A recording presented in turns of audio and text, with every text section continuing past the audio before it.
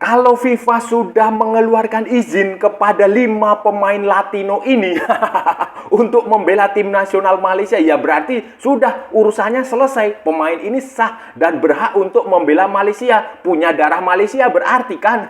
Apalagi mereka sudah menjalani debut pada pertandingan melawan Vietnam. Dan hasilnya juga, penampilan mereka juga menurut saya bagus lah saudara-saudara. Bagus, dan ini punya prospek lah bagi Malaysia untuk lolos ke Piala Asia dengan pemain-pemain ini. Halo saudara-saudara, jumpa lagi dengan komentator gadungan di sini. Dengan komentator yang gadungan. Seperti biasa, saudara-saudara, seperti biasa. Kalau kita sudah bertemu, pasti akan ada yang kita bicarakan, akan ada yang kita perbincangkan, kita ulas, kita analisis, kita cakap, kita bacotin, kita gibahin, kita cangkeman tentang sepak bola di seputaran Asia Tenggara, di negara-negara tetangga, negara-negara sahabat, negara-negara jiran, negara-negara serumpun, Indonesia, Malaysia, Thailand, Vietnam, Laos, Myanmar, Kamboja, Filipina, Brunei, Darussalam, Singapura, Timor Leste, Australia, Wakanda, Konoha, negara api, negara angin, negara air, negara dongeng. Dan sekitarnya. Semua akan kita bicarakan secara fair, secara jujur, secara adil, tanpa muatan politik, tanpa kebencian, tanpa provokasi, hanya berdasarkan fakta dan tidak klaim semata, saudara-saudara. Tidak ada hoax, tidak ada hoax, tidak ada hoax, dan tidak lebay. Baik yang sudah lama maupun yang terkini. Bebas, saudara-saudara, bebas, bebas, bebas, bebas, bebas. Yang penting sopan.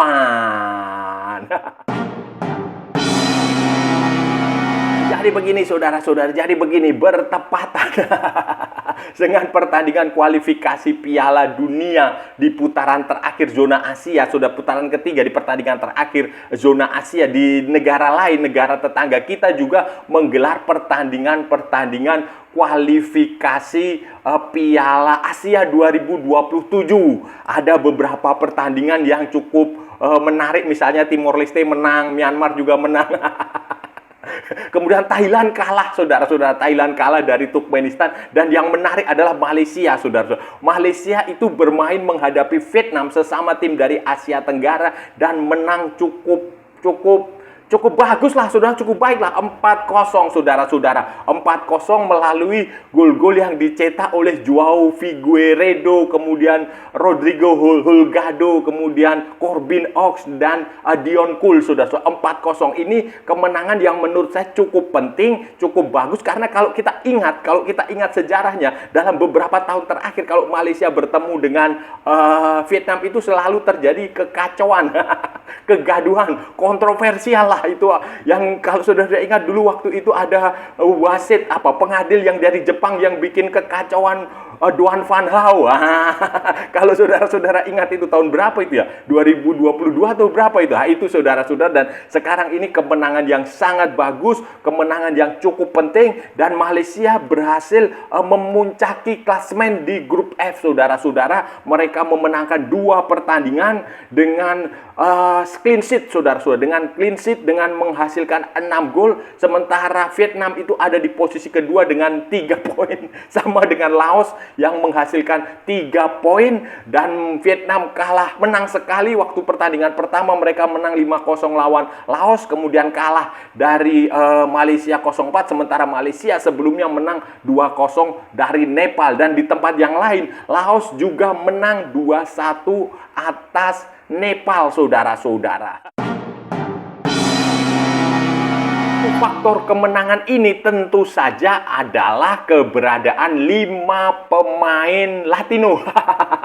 5 pemain Latino yang baru dari Malaysia, yang baru saja baru diresmikan oleh FIFA, saudara-saudara. Jadi sekarang ini perdebatan sudah berakhir ya, saudara-saudara ya. Kemarin kan muncul perdebatan apakah pemain ini asli Malaysia, keturunan Malaysia atau tidak. Tetapi sekarang dengan pengesahan dari FIFA memberikan surat, namanya adalah surat perpindahan asosiasi dari asosiasi asal dia. Sebelumnya asosiasi asal dia, misalnya Argentina ya Argentina, Brasil, Spanyol ya Spanyol, kemudian mana lagi ya, Zimbabwe. Itu kepada Asosiasi Sepak Bola Malaysia, Football Association of Malaysia. Dengan keluarnya surat itu, clearance istilahnya, surat izin lah, kayak begitu kira-kira, saudara-saudara. License ya. Itu berarti pemain ini sah sah, saudara-saudara, sah, nggak ada perdebatan lagi, nggak perlu diperdebatkan lagi apakah pemain ini Malaysia atau bukan, karena faktanya FIFA sudah memberikan pengesahan, berarti mereka punya darah Malaysia sesuai dengan statuta FIFA, sesuai dengan regulasi FIFA. Pemain seperti Facundo Garces, kemudian Imanol Machuca, John Irazabal, Joao Figueiredo, kemudian Rodrigo Holgado, ini memang benar-benar sah menjadi pemain Malaysia karena memang FIFA sudah memberikan izin itu. Nanti misalnya di kemudian hari ternyata ada kesalahan, ya itu urusan lain. Itu urusan lain. Misalnya Vietnam nih ya, misalnya ini misalnya saja. Misalnya Vietnam nggak terima atas kesalahan ini, terus kemudian dia melakukan investigasi, ternyata ditemukan bahwa ini terjadi manipulasi, terjadi pemalsuan, dia bisa menggugat itu ke FIFA atau menggugat ke CAS, Court Arbitrage Sportif, pengadilan arbitrase olahraga, mahkamah arbitrase olahraga di mana, di Swiss, di Lausanne, Swiss. Itu bisa, tetapi itu butuh proses, dan sekarang ini mereka sah dan berhak membela Malaysia dan sudah menjalani debut bersama Malaysia, dan ya sudah selesai perdebatannya.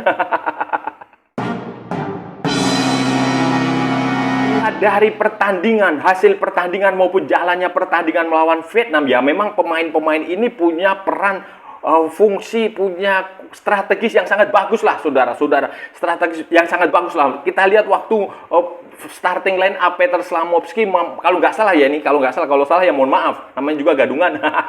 Itu bermain dengan 3-4-3. Di situ Figueiredo main sebagai wing kiri, striker wing di kiri, sementara Holgado itu main sebagai striker di tengah, di posisi nomor 9, sementara Arif Aiman itu di kanannya, saudara-saudara. Sementara pemain si Garces itu Garces itu bermain di belakang, saudara-saudara, bermain di belakang di center back, di posisi back tengah, saudara-saudara. Dan kemudian di tengahnya ada Hevel, kemudian ada Hevel juga pemain keturunan.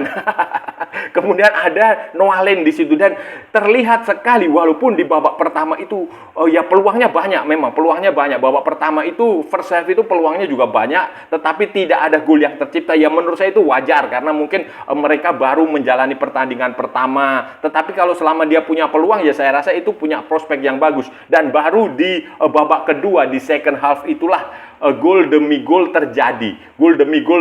Dan Vietnam itu terlihat sekali kesulitan menghentikan pergerakan para pemain Malaysia, khususnya si Figueiredo, kemudian Holgado, kemudian Garces itu juga menurut saya tampil cukup bagus lah, tampil cukup solid meredam pemain-pemain Vietnam. Sehingga ya gol demi gol terjadi di babak kedua melalui Figueiredo di menit ke-49, kemudian Holgado menit ke-52, kemudian Corbin On 67 dan Dion Kuls di menit ke-88. Jadi ya baguslah, saudara-saudara, bagus.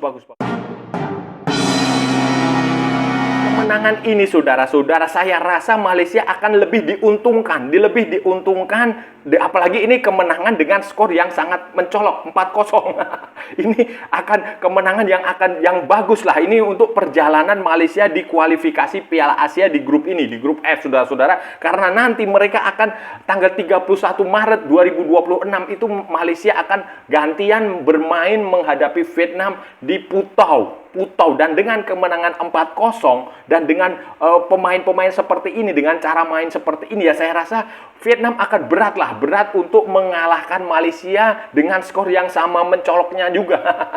Berat menurut saya. Mungkin kalaupun mereka menang, bisa menang tipis, 1-0, 1 gol, atau 2-1, atau 3-2, atau apa bisa. Tetapi kalaupun itu menurut saya juga berat, mungkin imbang paling masuk akal, kecuali Vietnam bisa mendatangkan pemain-pemain keturunan dia yang grade A, yang main di Paris Saint-Germain misalnya, atau Olympique Lyon, Olympique de Marseille, atau main di Crystal Palace. Kayak begitu mungkin akan sedikit berbeda. Tetapi kalau melihat komposisi pemain Vietnam yang sekarang ya dengan Malaysia yang sekarang, saya rasa nanti pertandingan leg kedua di tahun depan, di Maret tahun depan itu Malaysia tetap bisa lebih leading. Setelah itu kan Malaysia masih akan menghadapi Laos, kemudian leg kedua dengan Nepal. Ya gampang lah saudara-saudara. Dan menurut saya peluang Malaysia untuk lolos ke Piala Asia dengan pemain-pemain seperti ini itu cukup besar. Yang penting konsisten, tidak ada yang cedera. Misalnya kan kita nggak tahu juga namanya sepak bola, mana tahu nanti ternyata 5 pemain ini cedera semua. Itu kan bisa. Yang penting kalau pemain-pemain ini bisa bermain lagi pada pertandingan-pertandingan berikutnya di kualifikasi Piala Asia 2027 ini, saya rasa peluang Malaysia untuk lolos ke Piala Asia itu besar sekali, saudara. Dengan negara-negara Asia lain, saudara-saudara. Ini menarik, saudara-saudara. Negara-negara Asia, ASEAN lain juga menarik. Thailand itu, saudara-saudara, yang biasanya bermain bagus sekali, itu ternyata tidak bisa berkutik menghadapi Turkmenistan. Main di Turkmenistan itu mereka kalah 3-1, 1-3, saudara-saudara. Mereka kalah 1-3 dengan, ya ini satu-satunya negara ASEAN yang kalah pada kualifikasi Piala Asia 2027, saudara-saudara. Ini satu-satunya, padahal ini King of ASEAN Football. Tetapi kalah. Tapi ya itulah sepak bola, karena memang Turkmenistan juga bermain cukup bagus, cukup bandel, dan Thailand juga tampaknya tidak terlalu baik. Siapa itu, Chanatip Songkrasin, itu terlihat tidak terlalu bagus. Dia ditarik di babak kedua, digantikan oleh Ben Davies, dan Ben Davies juga kemudian bermainnya juga ya tidak terlalu istimewa lah, saudara-saudara. Bahkan justru ketika dia masuk, gol ketiganya Turkmenistan datang. Ini sangat disayangkan. Kemudian Filipina itu juga ternyata hanya mampu bermain imbang 2-2 dengan Tajikistan, saudara-saudara. Pemain imbang 2-2 dengan Tajikistan di home-nya, di kandangnya Filipina. Ya ini sangat disayangkan sekali karena Tajikistan akan menjadi rival paling berat Filipina, saudara-saudara. Sementara tim lainnya itu meraih kemenangan seperti Timor Leste yang mengalahkan Maladewa, kemudian Laos mengalahkan Nepal seperti yang saya bilang tadi. Bahkan Brunei Darussalam itu berhasil mengalahkan Bhutan 2-1. Singapura yang away tandang ke Bangladesh itu juga menang 2-1, saudara-saudara. Dan ya tentu saja kemenangan paling besar itu diraih oleh Malaysia ketika menghadapi Vietnam, dan Vietnam kalah. Berarti ada 2 negara ASEAN. Dua-duanya adalah finalis Piala AFF yang kalah. Thailand kalah dari Turkmenistan dan Vietnam kalah dari Malaysia. Hasil-hasil seperti ini, saudara-saudara, saya rasa Asia Tenggara tetap punya potensi untuk meloloskan 3 wakil lagi. Kalau Indonesia kan sudah pasti lolos kan. Indonesia sudah pasti lolos dari jalur kualifikasi Piala Dunia. Kemungkinan 3 ini saya sih masih bisa berharap. Memang sejak awal saya juga memprediksi 3, tetapi ya mungkin agak sedikit berubah karena Thailand kalah. Kemungkinan Filipina itu masih bisa karena dia masih memuncaki di klasemen grup A, saudara. Walaupun nanti mereka akan bertanding menghadapi Tajikistan di pertandingan terakhir tanggal 31 Maret. Apapun bisa terjadi. Kemudian Singapura ini juga menurut saya cukup mengejutkan setelah kemenangan atas Bangladesh. Karena sebelumnya mereka bermain imbang dengan Hong Kong. Singapura di grup C ini lawan paling berat mereka memang Hong Kong. Tetapi dengan hasil imbang 0-0 di Hong Kong, ini saya nggak tahu ya, waktu melawan Hong Kong itu main di Singapura, nanti leg kedua akan main di Hong Kong. Apakah mereka bisa mengalahkan Hong Kong? Nah, kuncinya di situ. Kalau mereka bisa mengalahkan Hong Kong, ya peluang untuk lolos itu besar. Apalagi masih ada India. India, mereka masih akan bertanding melawan India. Jadi ini agak berat. Kemudian Thailand tadi, saudara-saudara, ya sangat disayangkan lagi lah. Thailand itu bisa kalah dari Turkmenistan. Kemudian di grup F ini ya memang mau tidak mau Malaysia dan Vietnam. Malaysia dan Vietnam harus saling jegal. Jadi kemungkinan besar sih saya rasa kalau skenario ideal itu memang ada 3 negara Asia Tenggara yang lolos langsung ke Piala Asia. Tetapi kalau tidak ya mungkin hanya akan ada 2. Mungkin Malaysia dan Vietnam. Filipina Nah, atau Thailand bisa saja kembali bangkit mengejutkan karena kita tahu Thailand ya king of ASEAN football. Mereka selalu punya solusi terhadap setiap masalah yang terjadi. Setiap masalah yang terjadi dan ya saya harap sih sebanyak-banyaknya negara Asia Tenggara lolos ke Piala Asia itu bagus. Bagus saudara-saudara karena kalau semua negara Asia itu Asia Tenggara, ASEAN ini maju bersama itu bagus. Bagus buat perkembangan sepak bola di regional. Karena kalau Malaysia punya tim yang kuat, Indonesia punya tim yang kuat, Thailand punya tim yang kuat, Vietnam punya tim yang kuat, Kamboja punya tim yang kuat, itu bagus saudara-saudara, bagus. Nah, saudara-saudara, itu tadi pembahasan kita hari ini saudara-saudara. Kita sudah bicara panjang lebar dari A sampai Z, dari barat sampai ke timur, dari utara sampai ke selatan, dari Sabang sampai Merauke, dari Pulau Rote sampai Pulau Miangas. Semua sudah kita cakap, semua sudah kita ulas, semua sudah kita bicarakan, semua sudah kita bacotin, semua sudah kita cangkeman. Tadi saudara-saudara, tadi hari ini kita membahas tim nasional Malaysia yang baru. Harimau Malaya baru, Malaysia rasa Latino. Malaysia Latin. Kira-kira seperti itu saudara-saudara. 5 pemain Latin mereka yang dari Brasil, Argentina, mana lagi Spanyol dan mana-mana itu ternyata sudah disahkan oleh FIFA. Oleh FIFA sudah mengeluarkan surat clearance. Jadi surat keabsahan. Jadi surat perpindahan asosiasi yang dilayangkan oleh Football Association of Malaysia kepada asosiasi setempat mereka, asal mereka itu sudah dikabulkan FIFA dan itu berarti bahwa pemain-pemain ini yang tadinya dicurigai aneh-aneh oleh penggemar, oleh pengamat media sepak bola di luar Malaysia ini ternyata sah sebagai pemain Malaysia, punya darah Malaysia walaupun ya memang harus dijelaskan lagi ini kakeknya atau neneknya atau bapaknya atau ibunya terus kemudian bisa punya darah Malaysia itu bagaimana. Tapi itu sudah disahkan FIFA bahwa pemain-pemain seperti Facundo Garces, kemudian Imanol Machuca, kemudian John Irazabal, Joao Figueiredo, kemudian Rodrigo Hidalgo itu sah dan mereka sudah bermain membela Malaysia Latino menghadapi Vietnam pada kualifikasi Piala Asia 2027 di Stadion Nasional Bukit Jalil hari tanggal 10 kemarin, hari Selasa malam waktu Malaysia. Dan hasilnya saudara-saudara, hasilnya Malaysia menang 4-0. Ini kemenangan yang cukup bagus karena dalam beberapa tahun terakhir ketika Malaysia bertemu dengan Vietnam itu kan hasilnya selalu ya kontroversial. Selalu hasilnya ya aneh-aneh lah saudara-saudara, termasuk waktu itu kalau saudara-saudara ingat yang dulu ada kontroversi soal Doan Van Hau, kemudian soal wasit dari Jepang. Dan sekarang mereka berhasil memenangkan pertandingan 4-0 dan yang menarik adalah Joao Figueiredo dan Hidalgo itu yang menjalani debut itu langsung mencetak gol.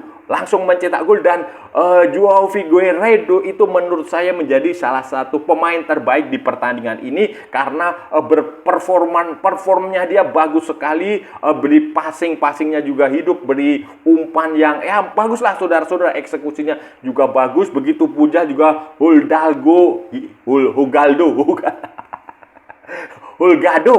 Hulgado itu juga bagus. Sementara dua gol lainnya itu dihasilkan oleh Corbin Ong dan Dion Kul, dan pemain lokal Malaysia seperti Arif Aiman juga tampil bagus. Ya bagaimanapun juga ya kita harus sportif lah, harus fair, harus mengakui bahwa tim ini bagus dan memenangkan pertandingan walaupun ini untuk kualifikasi Piala Asia. Dan ya saya rasa Malaysia punya masa depan cukup bagus dengan pemain-pemain Latino ini, asalkan tidak ada yang menggugat ke pengadilan arbitrase olahraga di CAS di Lausanne di Swiss sana. Kalau mereka ada gugatan nanti diselidiki ya mungkin ada kesalahan atau apa ya saya nggak tahu, tapi ya faktanya sampai sejauh ini memang ini bagus dan saya harus kasih apresiasi untuk tim nasional Malaysia. Dan saya rasa sudah cukup ya pembahasan kita kali ini. Kalau ada salah-salah ya mohon maaf. Namanya juga gadungan saudara-saudara, wajar kalau gadungan itu salah, tetapi kalau benar berarti sebuah kebenaran. Kalau saudara-saudara merasa channel ini bermanfaat, berguna, menghibur, menginspirasi, silahkan like, share, and subscribe. Tapi kalau tidak, saudara-saudara abaikan saja, skip, jangan ditonton, tetapi jangan nyampah. Jangan membuat komentar-komentar yang menghina, menghujat, merecehkan, merendahkan orang maupun negara lain. Santai aja, ini hanya bola, kita cari teman bukan cari musuh. Ikuti juga akun media sosial Komentator Gadungan, ada di Instagram, ada di Facebook, dan ada di TikTok yang bukan TikTok Shop, saudara-saudaraku semuanya. Oke, sampai bertemu lagi di edisi-edisi berikutnya dengan tema-tema yang jauh lebih tidak bermanfaat, dengan tema-tema yang jauh lebih tidak berguna, dengan tema-tema yang jauh lebih membagongkan. Salam olahraga dan merdeka.